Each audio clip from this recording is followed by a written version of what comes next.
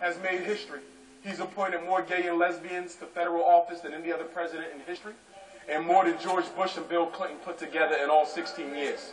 The highest-ranking educator in America is a white man named Arnie Duncan from Chicago.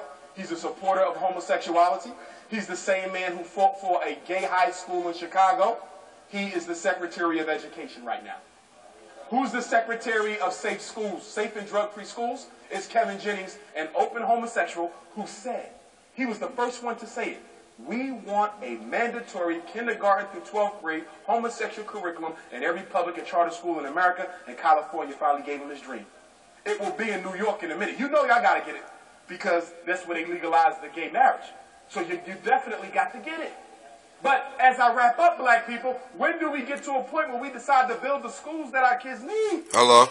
That's the question. My daughter's 9 years old, so you mean to tell me that when she gets 16, she got to think about whether she want to be with a man or a woman? Hell to the no!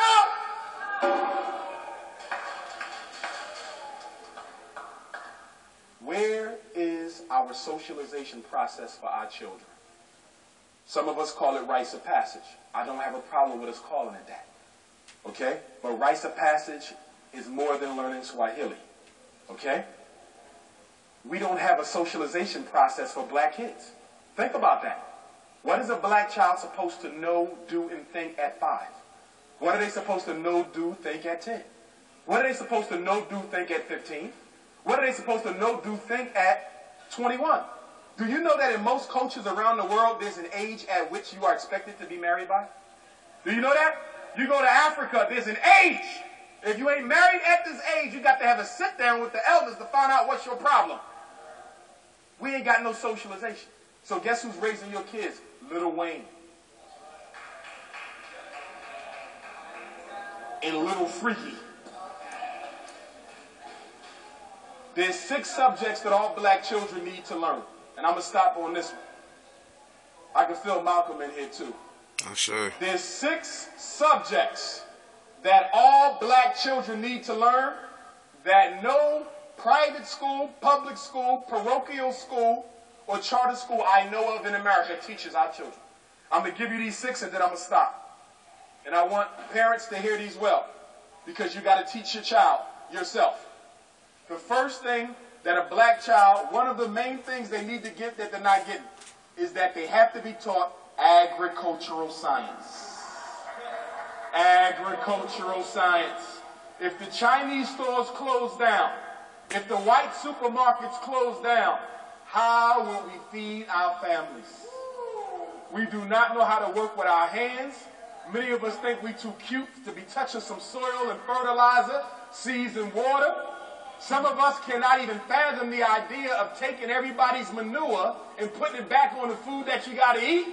But half the food you eat was fertilized with European manure. Dr. George Washington Carver, who came to Tuskegee Institute at the request of Booker T. Washington. Dr. George Washington Carver was the first black to get a doctorate degree at the University of Iowa. He was offered million-dollar contracts by white pharmaceutical companies to come and work for them and help them make cosmetics, help them make wigs, help them make dolls. Everybody wanted a piece of Dr. George Washington Carver, but Booker T. Washington said, we need you down south. So he moved on down there, and when he got there, he asked where was his office. Booker T. Washington said, I don't have one for you. So that black man named George Washington Carver, the son of former slaves, went to the trash dump.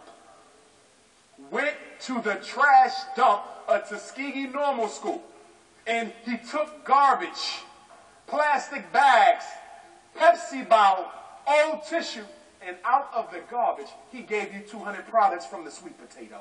Out of the garbage, he gave you 300 products from the soybean.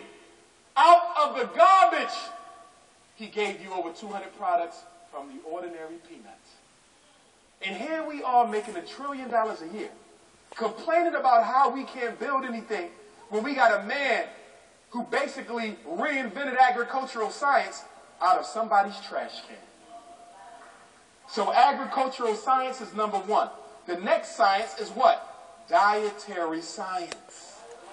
When to eat, how to eat, what to eat, when not to eat, how to fast, how much to eat. Our problem today is that food is available around the clock. When you study societies historically, you'll see that food was not available around the clock. Food was only available at mealtime. Now our kids have access to the refrigerator all day and all night, and half of y'all ain't got nothing in the refrigerator anyway but table sugar, caffeine, and high fructose corn syrup. And everybody talking about my son got ADHD. No, he don't. He's addicted to sugar. And the reason why we can't get him unaddicted to sugar is because in order to take him off of a sugar addiction, I got to break your sugar addiction because you're the one buying the sugar. What's the third science? We got agricultural science, dietary science. The third one is spiritual science. Not religion. Spiritual science. The science of reconnecting with the supreme ruler of the universe. Whatever happened to that oneness that we saw? It's gone. And because it's gone, or should I say it's there, we just lost our consciousness of it, depression in the black community is at an all-time high. Anxiety in the black community is at an all-time high. Addiction in the black community is at an all-time high. In fact, I would argue that every black person in America is addicted to something that's killing them. Whether it's cigarettes, alcohol, marijuana, television, sex, food, and what's the number one addiction of black America? White people.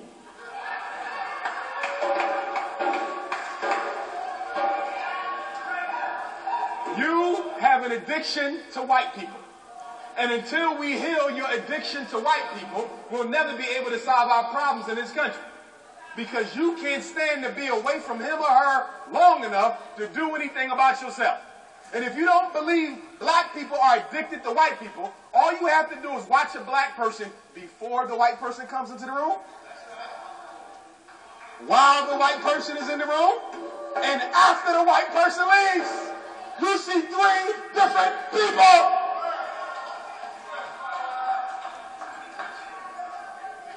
You see, so that's the first addiction. It's the European. But we got to teach them spiritual science. Number 4, we got to teach them political and military science. Political and military science. Here's the problem I have with the whole Black Studies movement. The problem with the Black Studies movement is it's based on a cultural nationalist perspective, which means that everything our kids need to know is about 5,000 years old or older.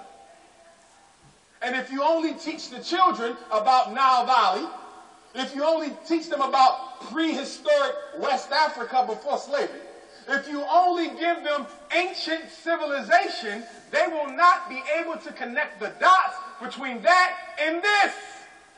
Okay, so he knows all the dynasties, and he can give me every king from the first to the last. And he can name every pyramid and every philosopher and every queen. But does he know how HIV was created? Does he know how mass incarceration is being used to destroy black folks? Does he understand why the black dollar goes out the community the first time it touches our hand? Because if he ain't got a political and military education, he's going to be useless in the struggle. Will you please stop romanticizing our damn history? History is to show you what you're capable of doing. It's to motivate you, to inspire you. But some of us think that we can get into a time capsule and go the hell back. Guess what? We don't need a pyramid in 21st century America. I don't need a fancy hat with a snake on the front. I don't need none of that. I need freedom.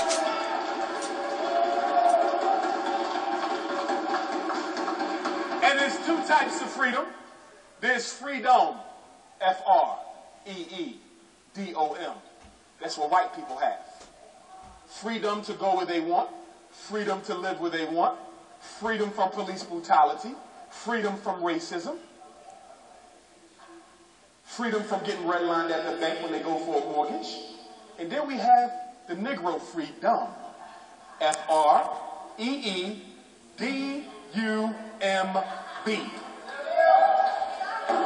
Freedom. 40 million free dumb-ass Negroes who failed to realize that the only way we're going to fix our situation is with these own two hands. I don't need an Egyptologist. Give me somebody with a little bit of common sense and a little bit of commitment. I don't need an archaeologist. Give me somebody with a little bit of common sense and a little bit of commitment. What's the other science? We got to teach the science of black family and marriage. Black men don't know how to treat black women. Black women don't know how to treat black men. The whole damn marriage is 12 rounds of boxing and it's over in 3 years. You got the first 3 years, I'm going to get you back the second 3 years. You see, so we got to teach them black family and marriage. What's that other science we got to teach? We have to teach the science of industry and international finance. We have to build more than corner stores. We have to build more than corner stores. We got to start a whole chain of international hotels, a whole chain of shipping companies. Do you know that black people don't have a single distribution company in America?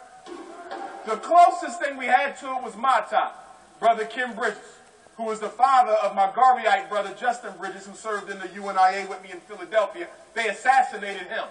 And it wasn't the sniper who did it. It was the government who did it. Every kill was a strategic kill. Do your research on the snipers. Every kill was a strategic kill. That wasn't no random act of violence. They singled him out because of what he was doing with the Mata network. That's right. So we got to teach them economics. The average black child don't know what the stock market is. They don't know how to read a stock page. They don't know what a mortgage is. They don't know what an interest rate is. That's right. Let me ask you a question. Does anybody in here know this? Because we're always talking about how Africa is so poor. But yet the soil is so rich. Africa is poor for one reason. The International Monetary Fund in Washington, D.C. imposes structural adjustment programs. SAP. I want you to research SAP. Does anybody know what a structural adjustment program is? It's whenever an African country gets a loan. When they give you loan money, you now have to do what? Tweak your economy to allow the free market to come in and sell whatever the hell they want. Let me tell you how this works. Let's say I'm Nigeria and I have a lot of tea. I grow tea, right? So I don't want a free tea market. I want the only tea sold in here to be mine to make sure it supports the quality of life for Nigerians. But guess what? Once I get $10 billion from the International Monetary Fund, they're going to say, guess what? That tea market you got to open that up to Lipton, and you got to open it up to all the white tea companies. So guess what happens? They come in, undersell me, all the Nigerians are buying Lipton now, and my whole tea industry just got destroyed. They do it to Jamaica right now. In Jamaica, I don't know why they did this, but I heard life and death. But did you hear? I heard Jamaica just sold Air Jamaica. I don't know if you heard. I heard this when I was in Jamaica. Brother told me that they sold Air Jamaica to another country. You read, you'll go to the dentist, you live on YouTube, you'll live on Facebook. We love the information, but we ain't ready to take that information and put it into practice, because in order to do that, you got to inconvenience yourself.